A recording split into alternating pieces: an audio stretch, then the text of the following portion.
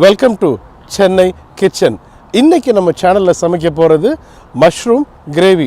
இந்த டிஷ் செட்டிநாடு ஸ்டைலில் நல்ல பெப்பர் போட்டு காரசாரமாக தூக்கலாக சூப்பராக பண்ணியிருப்போம். இந்த ரெசிபியை நீங்கள் கண்டிப்பாக ட்ரை பண்ணி பாருங்கள். காளான் அப்படின்னு எடுத்துக்கிட்டாலே it has very high in copper and in selenium. இது கார்டியோவாஸ்குலர், டைஜஸ்டிவ் ஹெல்த், நிறைய விஷயம் உடம்புக்கு ரொம்ப நல்லது. ஸ்கின், வெயிட் லாஸ், அது மாதிரி விஷயத்துக்கு ரொம்ப ஹெல்ப்ஃபுல்லாக இருக்கும் காளான் டயட்டில் அடிக்கடி எடுத்துக்கிட்டா. ஸோ கண்டிப்பாக காளானை சமைங்க.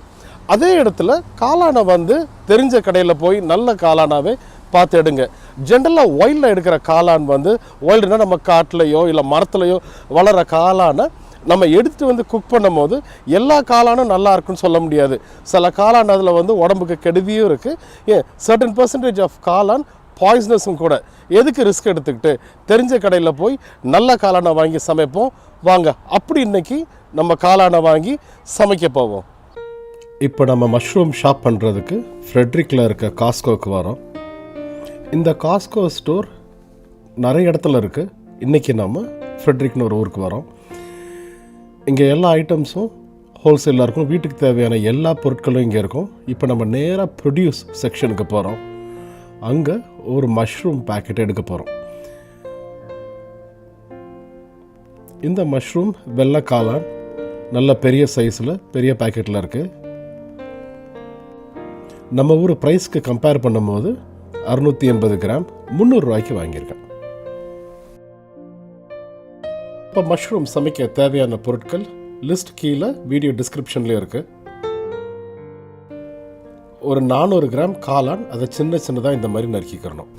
1 டீஸ்பூன் பெருஞ்சீரகம், ஒரு பெரிய வெங்காயம் சின்ன சின்னதாக சாப் பண்ணி வச்சுருக்கேன், 4 பச்சை மிளகா, 1 teaspoon ginger garlic paste, 1/4 teaspoon மஞ்சப்பொடி, 1 டீஸ்பூன் மிளகா பொடி, 2 டீஸ்பூன் தனியாத்தூள், 1 டீஸ்பூன் பெருஞ்சீரக பொடி, உப்பு தேவையான அளவுக்கு, 1 டீஸ்பூன் ஜீரகத்தூள், 1 டீஸ்பூன் பெப்பர். இப்போ கடாய் நல்லா சூடானதுக்கப்புறம் சுமாராக ஒரு 4 டேபிள் ஸ்பூன் எண்ணெய் ஊற்றிக்கோங்க. இப்போ எண்ணெய் நல்லா சூடானதுக்கப்புறம் 1 டேபிள் ஸ்பூன் பெருஞ்சீரகம் சேர்த்துக்கிறோம். இப்போ இதோட நம்ம சின்ன சின்னதாக நறுக்கி வச்சிருக்கிற வெங்காயத்தையும் சேர்த்துக்கலாம். இப்போ கொஞ்சம் உப்பு சேர்த்துக்கிறோம். அந்த உப்பு சேர்த்தோம்னா வெங்காயம் கொஞ்சம் வேகமாக வதங்கும்.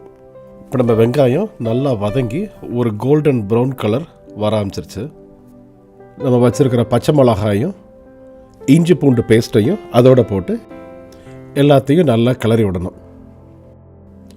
இப்போ எல்லாம் நல்லா ஒன்றா குக் ஆகிருக்கு. இப்போ நம்ம மசாலா ஆட் பண்ணிக்கலாம்.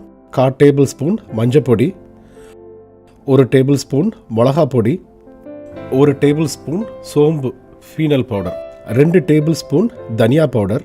இப்போ எல்லாத்தையும் சேர்த்து நல்லா கிளறி விடணும். நல்லா ஒரு பேஸ்ட் மாதிரி கன்சிஸ்டன்சிக்கு கொண்டு வரதுக்கு கொஞ்சம் தண்ணியும் ஆட் சேர்த்துக்கிறோம்.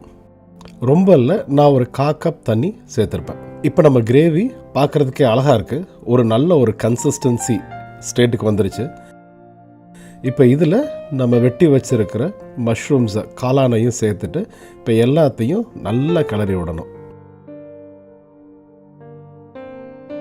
இப்போ காளான் நல்லா குக் ஆகிறதுக்கு நம்ம ஒரு 1/2 கப் தண்ணி சேர்த்துக்கிறோம். தண்ணி சேர்த்துட்டு திருப்பி எல்லாத்தையும் நல்லா கிளறி விடணும். இப்போ காளான் நல்லா வேகிறதுக்கு நான் ஒரு மூடி போட்டு ஒரு 10லேருந்து 15 நிமிஷம் குக் பண்ணுறேன். இடையில அப்பப்போ திறந்து கிளறி விட்டுக்கோங்க. அப்போ தான் அந்த காளானும் மசாலாவும் நல்லா ஊறி ஒன்றா குக் ஆகும்.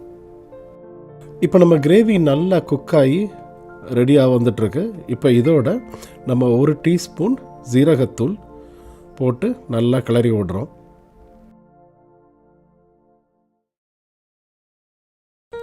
ஒரு டேபிள் ஸ்பூன் பெப்பர் மிளகுத்தூளையும் சேர்த்துட்டு எல்லாத்தையும் திருப்பி நல்லா கிளறி விடணும்.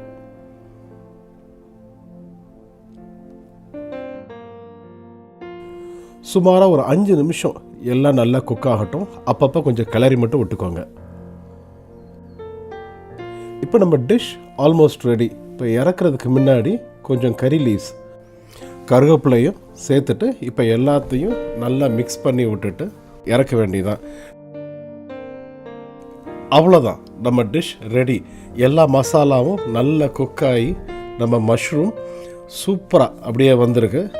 இந்த கிரேவி ஒரு சூப்பர் டேஸ்ட்டோட எல்லா டிஷ்ஷஸ்க்கும் ஒரு நல்ல சைட் டிஷ்ஷாக இருக்கும். ரைஸ் வெரைட்டி, பிரெட், சப்பாத்தி எல்லாத்துக்குமே சூப்பராக இருக்கும். கண்டிப்பாக இந்த ரெசிபியை நீங்களும் உங்கள் வீட்டில் ட்ரை பண்ணி பாருங்கள். எல்லாருக்கும் உங்கள் வீட்டில் இந்த ரெசிபியை கண்டிப்பாக பிடிக்கும். இந்த ரெசிபியை லைக் பண்ணுங்கள், கமெண்ட் பண்ணுங்கள், உங்கள் ஃப்ரெண்ட்ஸ் அண்ட் ஃபேமிலிக்கு ஷேர் பண்ணுங்கள். அப்படியே எங்கள் சேனலுக்கும் சப்ஸ்கிரைப் பண்ணுங்கள். இன்னொரு வீடியோவில் உங்களை சந்திக்கிறேன். Until then, see you. Bye-bye.